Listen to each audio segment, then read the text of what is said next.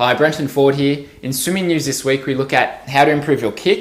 We've got a sprinting tip if you're a 50 or 100 metre swimmer, and we look at getting back to basics and what that can do for you. Now with kick, there's two main mistakes that I see made. The first one is not turning your feet inwards. So if you turn your feet inwards, you'll find that you'll have a better range of motion to be in the right position for kicking. And the second thing is a lot of swimmers kick too big, so their feet and their legs will come too far apart. The best thing to do is to kick a little bit smaller and to brush your feet past each other, because it's unlikely that you'll go faster by kicking bigger and kicking harder. Kicks should be done quite small and you're not bending your legs or your knees too much.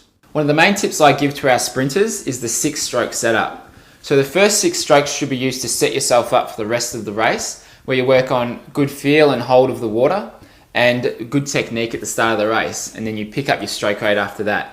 And I got that tip from a national backstroker, so an Australian swim team member here, and we've used that with our sprinters and the results have been very good.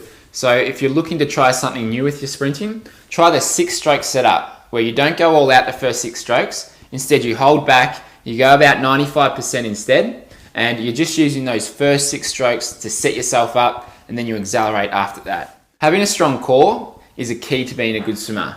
So it's strong abdominal or strong stomach muscles. Now that will hold everything together, because if you've got a strong core, then you can get the timing right with your kick and your pull, and it holds everything together. So if you're doing prone hold, if you're doing Pilates and exercises similar to that, then you'll find that your swimming will most likely improve, because your core is what holds everything together and helps you find the right rhythm and the right timing for your strokes. When I'm doing stroke correction with younger swimmers, the main thing that we work on is the basics like scull, kick, pull and body position. So we're not doing anything too fancy, we're just looking at getting the very basics right and then building on them from there. So that's why in programs like the Mastering Freestyle program and Effortless Form, that we start out very basic and we look at getting those things right and then progressing on to the more advanced exercises and the more advanced drills. So if you're looking at improving your technique, if you're already doing some things to work on that, then the very best place to start is with the basics. So your scull, kick, pull and body position. If you're part of our weekly newsletter, you'll know that you get an email sent to you each week with this video. Now I'm going to be starting a separate video that will be just for triathletes and open water swimmers. So that's an extra video on top of the one that I do each week. So if you are looking to improve your open water swimming, then there'll be an email coming in the next few days where you can click the link and that will sign you up to the email list so you can get those open water swimming updates and tips. So just keep an eye out for that email and I'll send that out in the next few days for you. If you find that you're running into the wall with backstroke, then it might be because your goggles don't allow you to see your peripherals, so the outside vision when you're doing backstroke.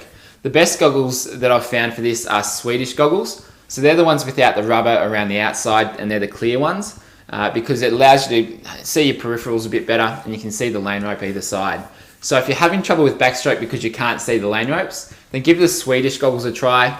They're not for everyone. Some people love them, some people can't really wear them, but just give them a shot and you might find that you can see a whole lot better with your backstroke and with your other strokes as well. That's it for swimming news this week. Looking forward to seeing you next week. Keep an eye out for that email about the open water swimming too. Catch you next week.